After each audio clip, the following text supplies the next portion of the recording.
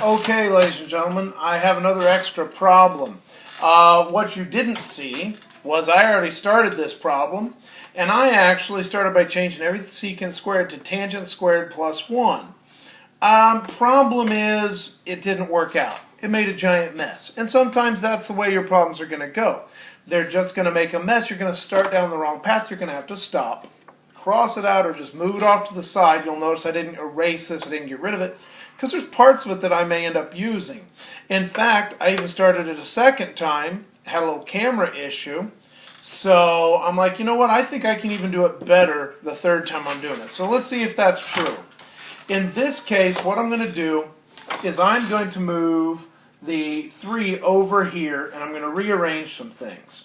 Secant squared x, tangent squared x, minus 2 tangent squared x, plus 3 secant squared x minus 3 equals 0.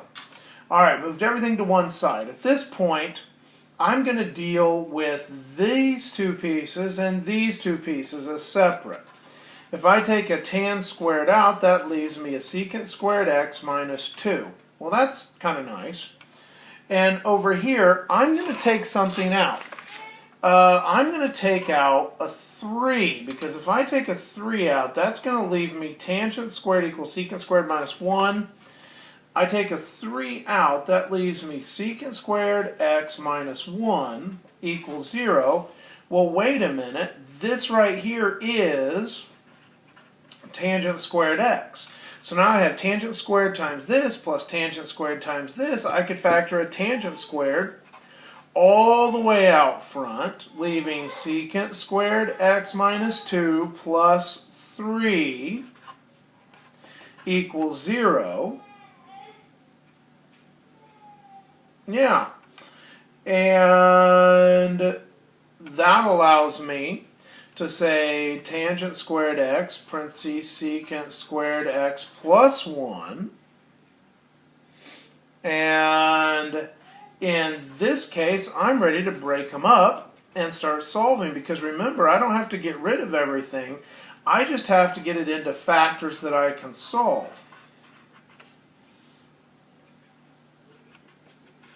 And in this case, where does the opposite over the adjacent equal 0? Well, opposite is 0.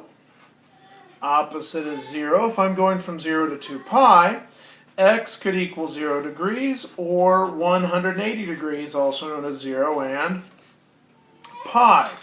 Now over here for secant, I need to square root both sides. The problem is square root of 0 is still 0. All right, so I have secant squared x equals negative 1. Going to go ahead and square root both sides of that, and we can all see the problem that's going to happen here. I can't square root a negative, so there's my answers. Okay, so extra problem again. And let's see here. I think I even have one more. Let's see what we can do with this last one. I have tan squared x over secant x plus cosine x equals 2. Now, if I have a secant down here, that's really 1 over secant x equals cosine x. So I'm going to take that, move it up top, and say tan squared x cosine x plus cosine x equals 2. The 2 causes me a bit of an issue. Yep, the 2 causes me a bit of an issue, because if this were a 0, I could factor out a cosine, have a nice day. Unfortunately, that's not the way it works. So let's just leave that there, start again, and I want to find tan squared x plus over secant x plus cosine x over secant over, and I'm going to put it over 1, get a common denominator of secant x equals 2. Well, those are going to, of course, cross out, and I have tan squared x plus 1 all over secant x equals 2. Well, tan squared x plus 1. Tan squared x plus 1, that equals secant squared x. So I can say secant squared x all over secant x equals 2. Get rid of one of those, get rid of one of those. The question becomes, where does secant squared x equals 2? So where is hypotenuse over adjacent 2 over 1? So hypotenuse of 2, adjacent of 1. That's going to happen here and here. So that means that's root 3, that's negative root 3, so I have 60 and 60 down here.